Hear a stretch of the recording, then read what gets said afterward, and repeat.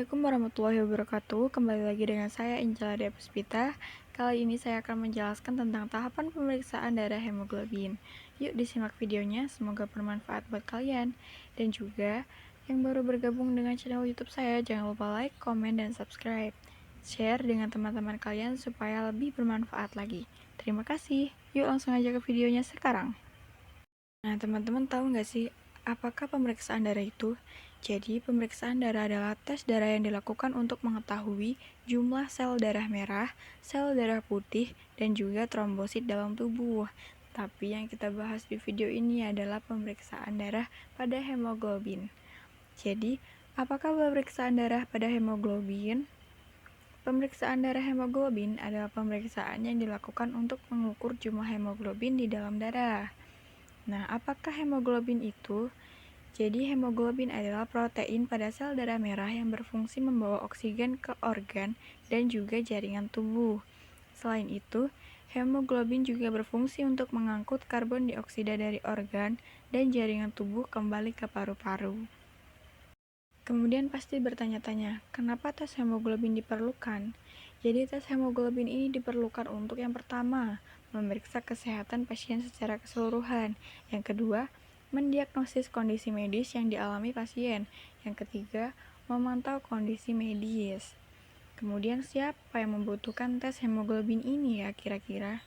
Jadi di sini ada beberapa yang membutuhkan tes hemoglobin. Salah satunya pasien dengan gejala anemia seperti lelah, pusing, kulit pucat, atau tangan dan kaki dingin.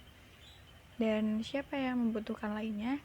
Yaitu ada yang memiliki infeksi, kemudian memiliki keluarga dengan kelainan darah seperti sickle cell anemia atau thalassemia. Kemudian ada pola makan rendah zat besi, sedang hamil, dan memiliki kondisi medis yang mempengaruhi kadar hemoglobin dalam darah. Lalu seperti apa prosedur pemeriksaan darah? Yang pertama, bersihkan area kulit di lokasi pengambilan darah menggunakan larutan antiseptik. Yang kedua, ikatkan tali elastis pada bagian atas lokasi pengambilan darah agar aliran darah terbendung di area tersebut. Yang ketiga, masukkan jarum ke dalam pembuluh darah. Keempat, darah yang diambil kemudian dimasukkan ke dalam tabung, lalu tali elastis akan dilepas untuk mengembalikan darah seperti semula. Yang kelima, tutup bekas suntikan dengan perban, dan tempelkan label nama dan tanggal pemeriksaan darah pada tabung penampung darah. Kemudian dikirimkan ke laboratorium untuk diperiksa. Kemudian seperti apa sih hasil tes hemoglobin itu? Yang pertama, kadar hemoglobin akan ditunjukkan dalam satuan gram per desiliter atau G per dl. Kemudian hasil pemeriksaan hemoglobin yang ideal adalah sebagai berikut.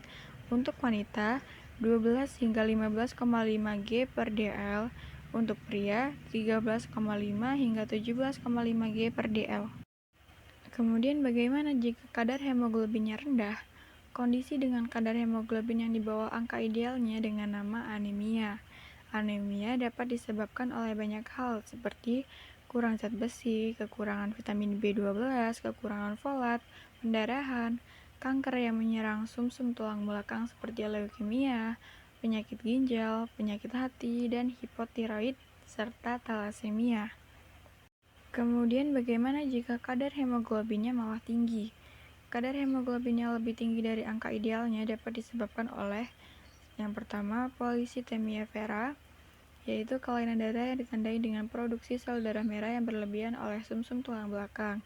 Kemudian penyakit paru-paru, kemudian lagi dehidrasi, kemudian perokok berat, luka bakar, muntah-muntah hebat, aktivitas fisik berlebihan. Lalu apa yang harus dilakukan apabila hasil tes hemoglobin tidak normal? Apabila hasil tes hemoglobin tidak normal, maka dokter akan mengevaluasi hasil pemeriksaan tersebut dan bila perlu, melakukan pemeriksaan lain untuk menentukan penanganan lebih lanjut. Baik, itu saja yang dapat saya sampaikan dalam video kali ini. Apabila ada pertanyaan, bisa ditanyakan melalui kolom chat. Dan jangan lupa like, komen, dan subscribe. Saya akhiri. Wassalamualaikum warahmatullahi wabarakatuh.